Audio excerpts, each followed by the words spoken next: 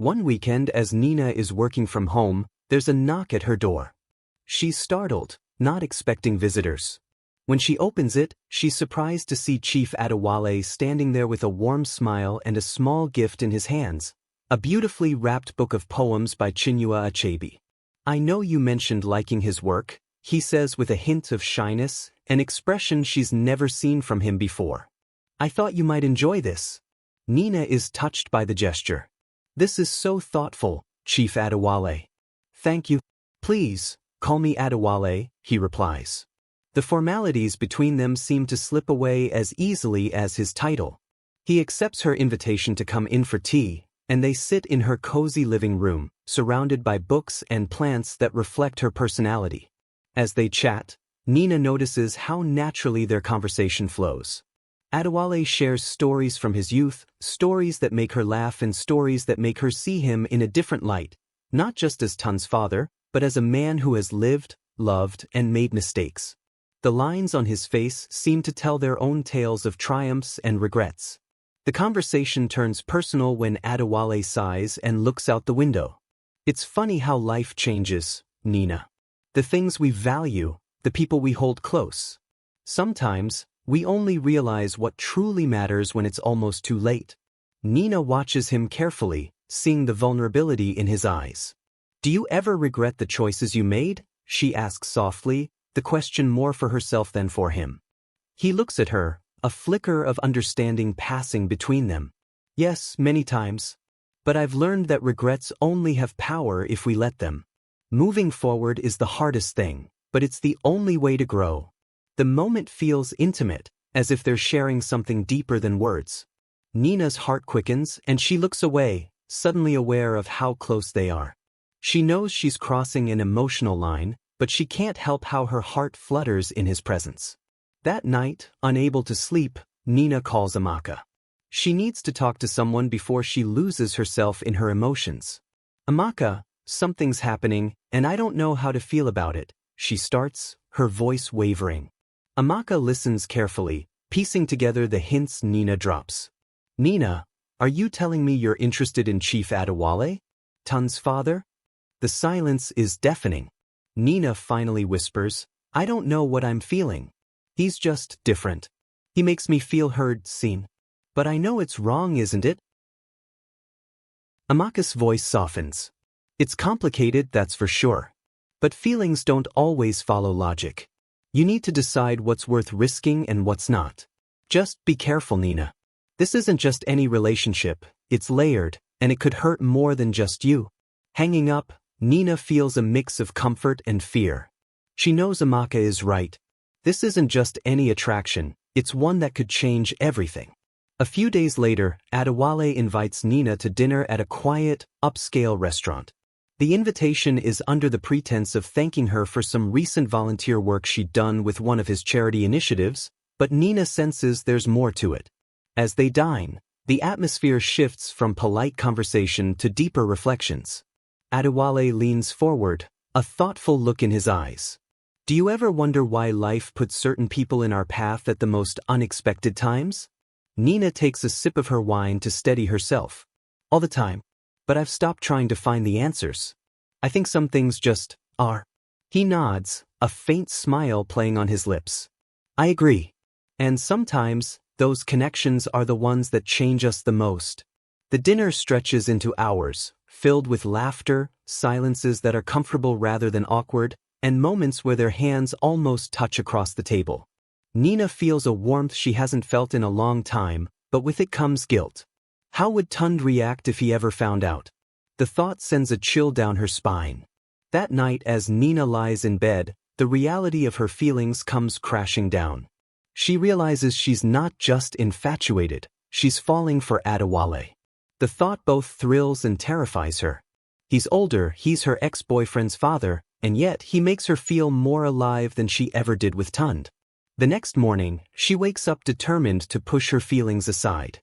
It's better to keep things simple, she tells herself.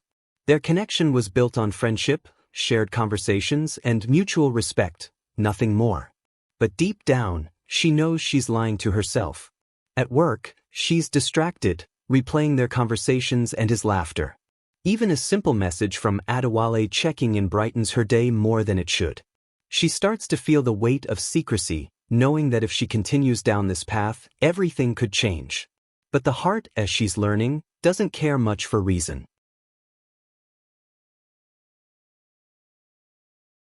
Nina wakes up with a gnawing sense of anxiety.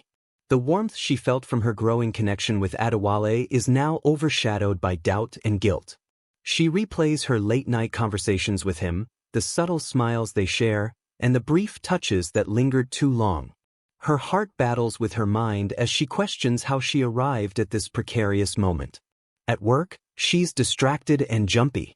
Her coworker, Saad, notices and leans over. "Nina, you're a million miles away today. Everything all right?" Nina forces a smile. "Yeah, just a lot on my mind." But when her phone buzzes with a message from Adewale, "Thinking of you. Hope your day is going well," her pulse quickens. The simple gesture fills her with a guilty pleasure that she can't shake. She knows she should draw a line, but each interaction makes it harder. On her way to lunch, Nina bumps into someone she hasn't seen in weeks, Tund. The encounter is as awkward as she feared.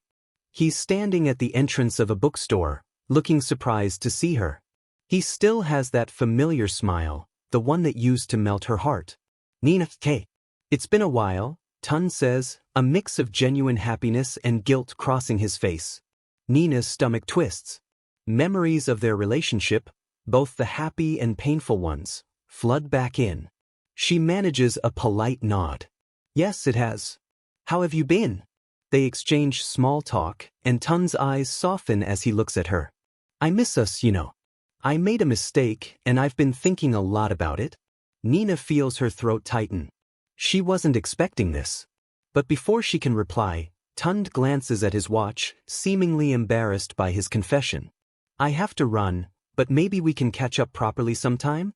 Nina forces a smile and mutters, "Maybe?" As he walks away, guilt seeps into her. Tund's remorseful words haunt her, colliding with the new emotions she's developing for his father. That evening, Adewale invites Nina to his office to discuss an upcoming event she's helping organize for his foundation. She hesitates but ultimately agrees, telling herself it's strictly professional. His office, an elegant space with floor-to-ceiling windows that overlook the bustling city, feels warm and inviting. Photos of his children, including Tund, are neatly arranged on his desk, a subtle reminder of the complicated web she's entangled in. As they work through the event details, the conversation shifts. Adewale's voice softens as he looks at her. "Nina, I want you to know that you've brought light into my life these past few weeks." She holds her breath, the confession sinking in. "Adewale, whatever we're feeling, it's complicated." He nods, the lines of his face showing both resolve and conflict. "I know. But sometimes, the things that are worth it are complicated. And I don't want to pretend that I don't care about you." Silence hangs between them, heavy with the unspoken. Nina's heart races as she searches his eyes, feeling the pull of her emotions. She's about to speak when there's a knock at the door. Adewale's secretary peeks in to remind him of a meeting, breaking the tension.